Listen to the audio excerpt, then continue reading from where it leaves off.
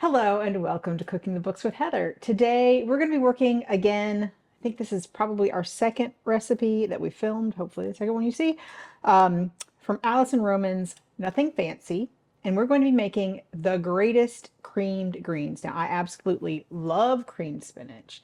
Um, and I had planned to make this last weekend on camera, but I'd gotten some Swiss chard and some dino kale, lacinato kale, something like that. And so I made it like a half batch because it just takes a lot of greens. And even with those two, it was like a half batch. So I made a half batch of that and I didn't film it. And I did not love the greens because like I said, I love creamed spinach. I like creamed greens, but I want my greens to be soft. So today we're going to be using spinach. I just bought a big bag of baby spinach, and that's going to be fine. And I won't have to cut that up. If you're not using baby spinach, or if you're using larger spinach, or kale, or Swiss chard, or broccoli rabe, you need to remove the thick stems and coarsely chop them. We're not going to be doing that today because, like I said, I'm just going to be using a big bag of baby spinach and I'm not going to do a thing to it besides cook it. And I didn't do this part last week either, but we're going to first be making some breadcrumbs, toasted breadcrumbs to go on top at the end. Figured might as well. It's part of the channel and I didn't have to last weekend, so so I have some fresh breadcrumbs here. They actually were in the freezer, so they're not super, well, they were fresh bread. They're defrosted now. So she says that she has very little use for dried breadcrumbs. So I was glad I'd already done this. And there's an instruction in the beginning of the book where she just says basically tear them into pieces to fit into your food processor and pulse them until they're coarse fresh breadcrumbs. I put mine in the freezer. I freeze the ends of our loaf bread that we use for sandwiches and stuff, and then make breadcrumbs from that when I get a lot. So I've measured out the amount here, and I'm going to add olive oil.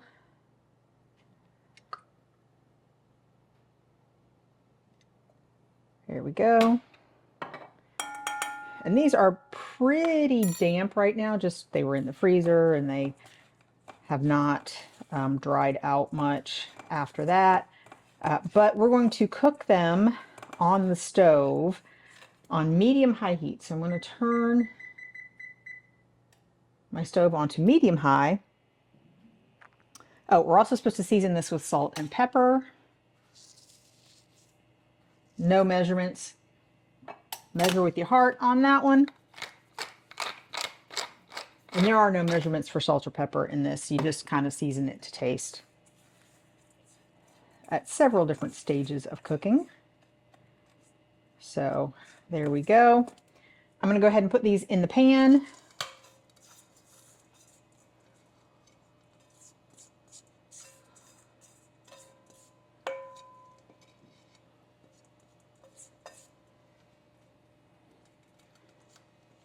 We're basically toasting them. We're going to keep tossing them. It shouldn't take more than 3 to 5 minutes or so, she says.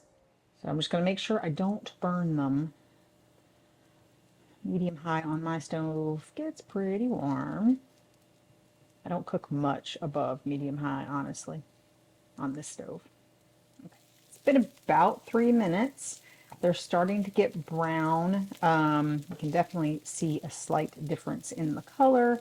I think they're almost done. I'm going to try not to take them too far, too brown, because I'm going to just take this pan off the heat and let them sit while we do the rest. So I think this is probably as good as we are going to get this time. So I do not want to burn them. So I'm going to kind of keep stirring them as they cool off over here. Now, the next step is to basically thicken some heavy cream. We're going to boil it down So I've measured out the amount here, and we're going to bring this to a simmer over medium heat.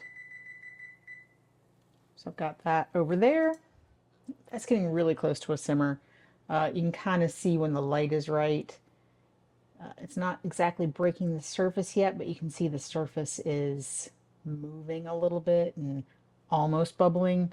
So I'm going to go ahead and do the next part, which is to add some garlic cloves that have been peeled and just smash them with my knife, and some freshly grated nutmeg, which, truth be told, I did not measure.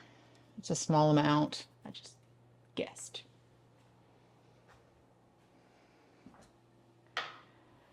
And now,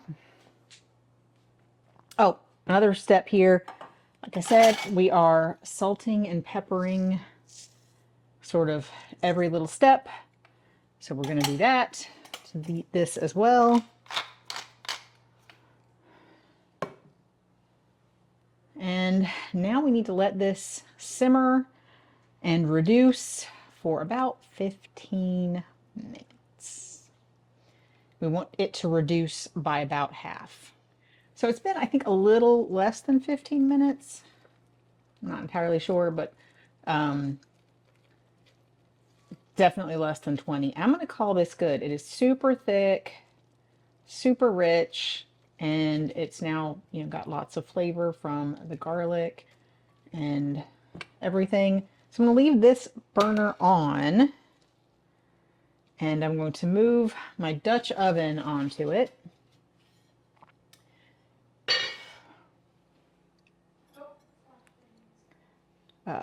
Because also on medium heat, we're going to add some more olive oil here.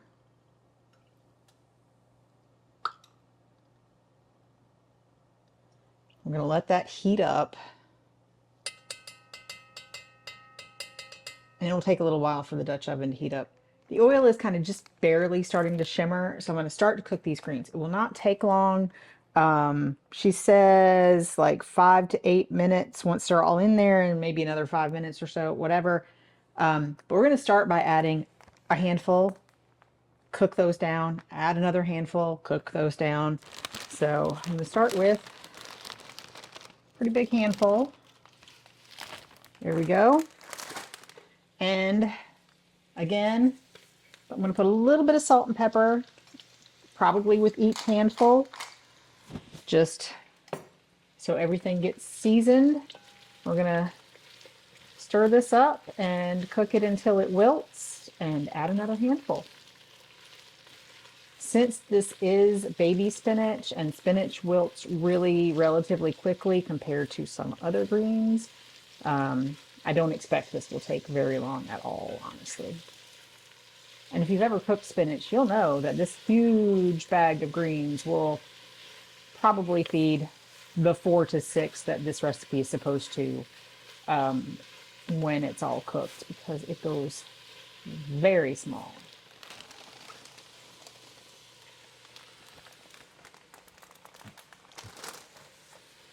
I also love this because it's pre-washed, and especially since we're cooking it, we don't have to worry too much about that since we're cooking the spinach.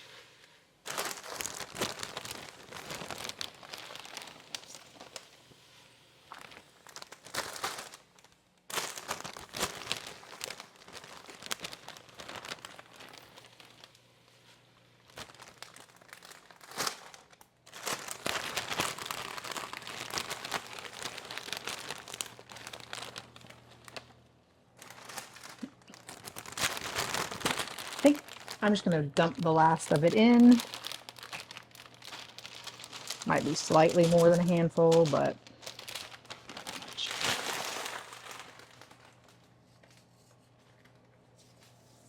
I did taste it a little bit to make sure it wasn't too salty.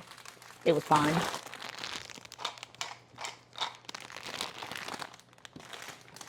So you can see there's definitely some water in the bottom. At this point, we're just going to cook it until it is almost dry.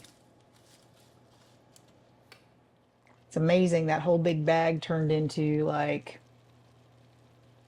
maybe 3 cups of spinach.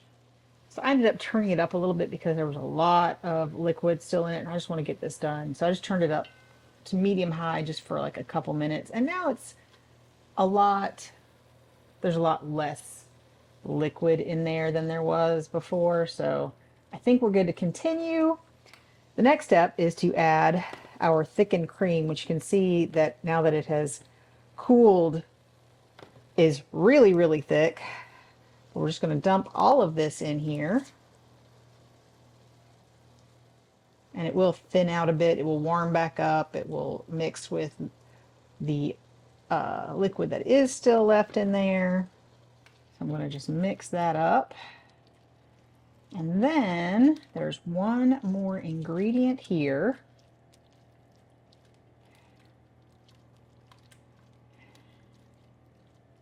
Let me get rid of this. And that is some creme fraiche. Now I have made this on the channel before, I think from a recipe in Pool's Diner. I'll link that up there. But this is not from that recipe. This is made from a packet of cultures. You can also buy it. But I had this to use up, which is one of the other reasons why I wanted to go ahead and make this recipe. So we've got some creme fraiche, which is a cultured heavy cream, and I'm getting stuff all over.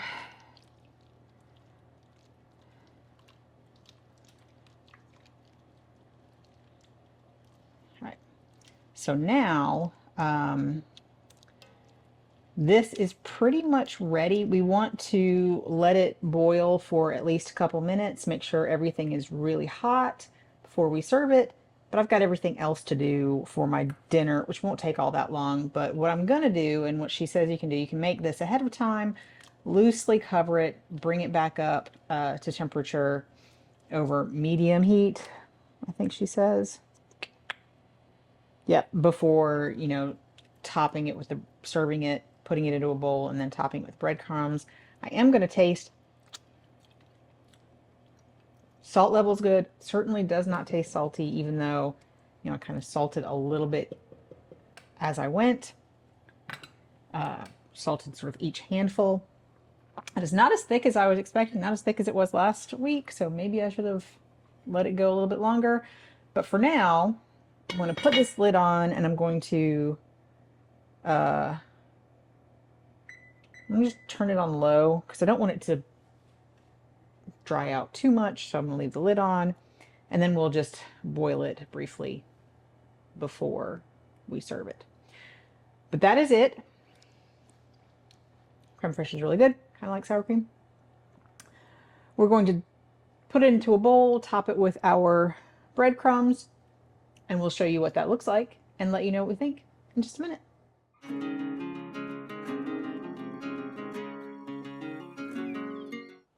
On this episode of Cooking the Books with Heather, you watched me make the greatest creamed greens from Alison Roman's book, Nothing Fancy. I liked these. They were good. They were a little, when I made them with the spinach, which is what we filmed, I did kind of approximate the recipe, sort of a half recipe previously with other greens, but I used baby spinach when I filmed it. So it was a little loose. I feel like spinach just gives off a ton of water, and cooking it, I don't know, it's just stayed pretty loose, at least for the first day. If I do this again, my plan is to make it, refrigerate it, and then serve it, maybe reheat it and serve it like the next day, because the leftovers were perfect. So we had some left over, and those were thick like I like, but the initial day there was it was still a little thin, not as creamy, not as thick as I generally prefer. That's how I like my cream spinach. Another thing that I would do differently would be to probably cut even the baby spinach, and that was just me being lazy. It kind of wanted to clump together more, and it wasn't as easy to eat. So I would prefer to cut it up a little bit, which, you know, she says coarsely chopped, and she doesn't say to use baby spinach, just spinach, whatever. You can use whatever greens you like. I don't like greens when they are in this way, when it's super tough. So I like them cooked pretty well. Live in the South, we cook our greens to death. If you don't like that, try it with kale or something like that that does not cook down as much. But yeah, so I would definitely make this, chill it, and eat it the next day, which is actually great, especially if you're having a dinner party or having friends over, because then you don't have to do anything on the day. Pretty easy. The only sort of special ingredient would be the creme fraiche, which is not that hard to make yourself. We've made it a couple times. Well, no, we've made it once on this channel. And then I've also made it, like I said, the one I used for this recipe was not made with buttermilk and heavy cream. It was heavy cream with a sort of a starter powder that had the bacteria in it to culture it. Either way would be fine. Just requires a little time ahead, and you can make a small batch, and if you don't have a lot of use for it, you can make a pretty small batch. I'll definitely link that around here or up there, or definitely in the comments down below, not in the comments, in the description down below. So yeah, if you like creamed spinach, like I like creamed spinach, this is definitely a recipe to try. And if you do, let me know in the comments down below. If you enjoyed watching me make this, give me a thumbs up, hit the subscribe button, share this with your friends, and follow me on all my social media. The links are in the description down below. And come back and watch me make something else next week.